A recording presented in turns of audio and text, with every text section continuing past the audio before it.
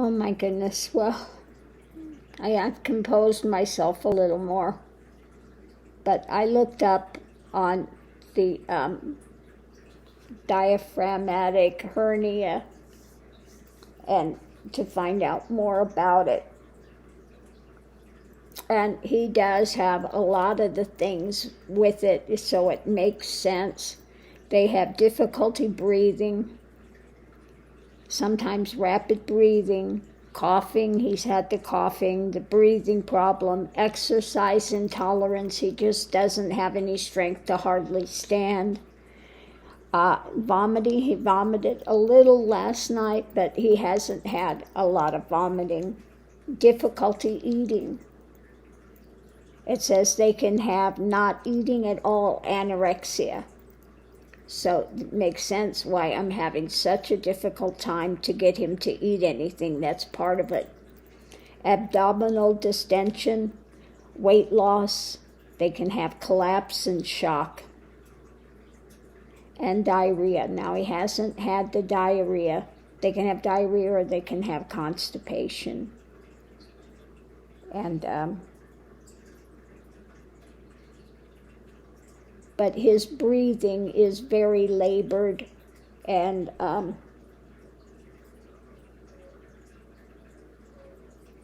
he tries so hard, but he just doesn't have it in him. Like I said, now he'll wake up and he'll be so good. I'll put him on the potty pad, and he'll go potty on the pad right away. He's very smart. But then he's trying to stand, and he just doesn't have any strength. And this morning I thought he was turning a corner. I gave him some of the nutritional gel, a little bit of that. And that seemed to perk him up for a few seconds. And he was licking my hand and licking my neck, and, so that it was like he had a little burst of energy, but then he's right back down again. And trying to get him to have anything to eat has been very difficult. I tried to give him some of the replacement, mother's milk replacement, to get some fluids into him, which usually, now he did have a little out of the thing this morning. He did eat it on his own a little bit, which was good. I thought, we're going to have, it's going to get better. But that's not going to happen. And he's on my lap now. And I just don't know how long he's got. It doesn't feel like he's going to have more than a day or two. He really feels quite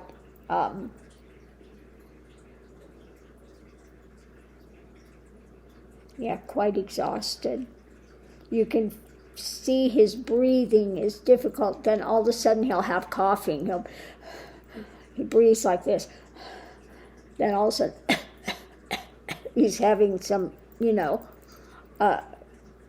difficulty and coughing, and just doesn't have any strength left in his little body. Now he's trying.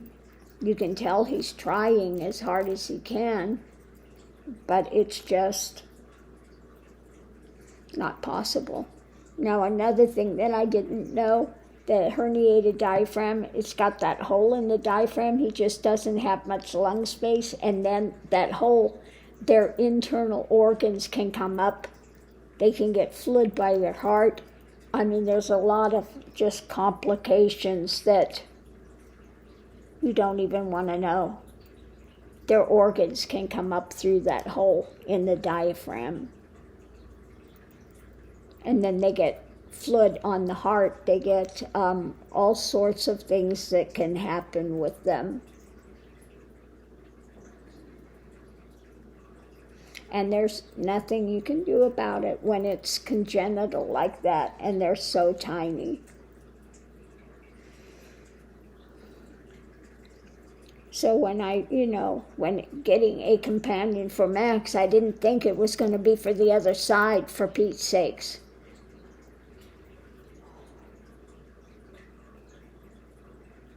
It's so bizarre.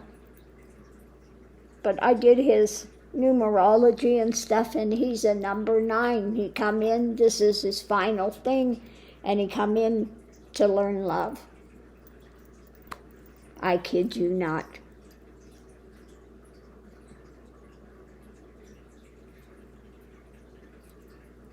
So it's just,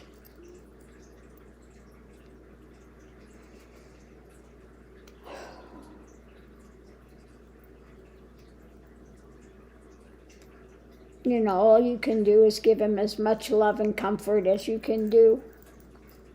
And try to get him to eat a little, but it's really difficult.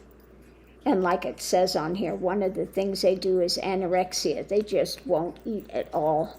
They just shut down. And so that's what he's doing. He's just shutting down. I mean, I've tried to get him to eat, but it's just,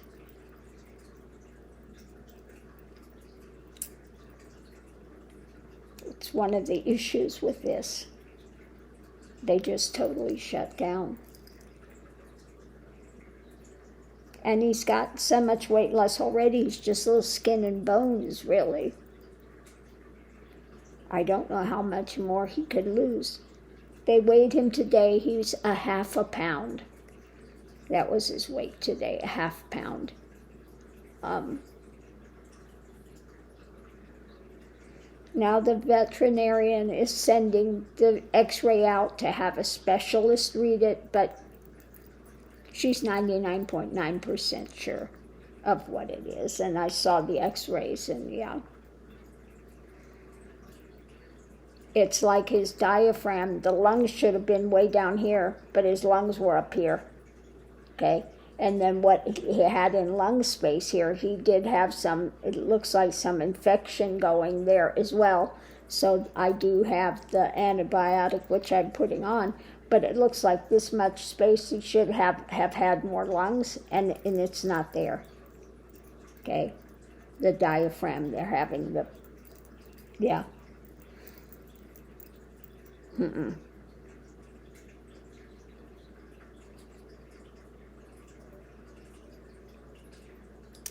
know what's so difficult? You see this little guy. Hard for me to talk about.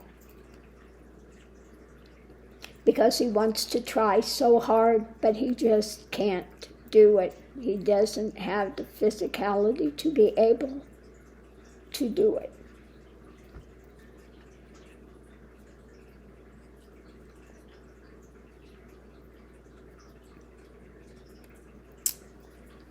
So the only thing possible is to try to keep him as comfortable as I can.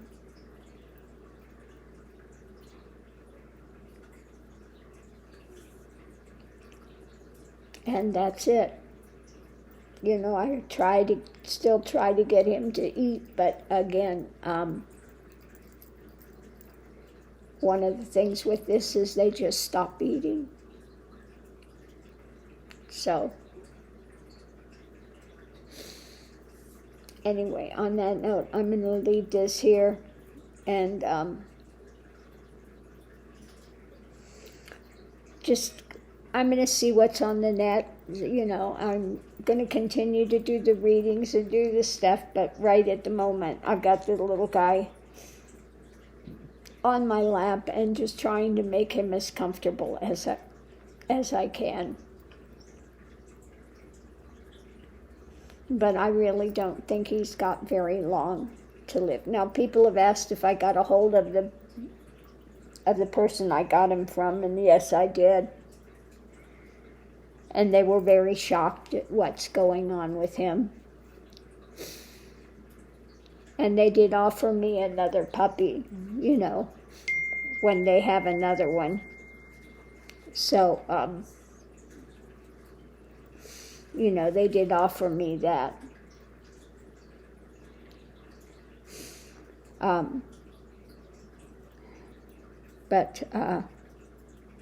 Oh, this is the person too. He said they're going to call me in an hour. He's going to call me. And he asked me to do a video. So I sent him the video that I did for what I did, and I sent him the thing that I just read about what happens with them when they have this herniated, you know.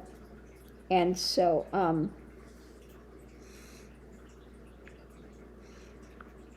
they've been very, very nice people. You know, I don't think they sold me a pet that they knew was ill. I don't think that at all. So I'm not angry with them. He was very surprised that they could be born with this type of a congenital problem. So I'm not angry with them at all. They're very, very sweet people. So I'm not angry with them. They didn't do this intentionally. I know that, you know.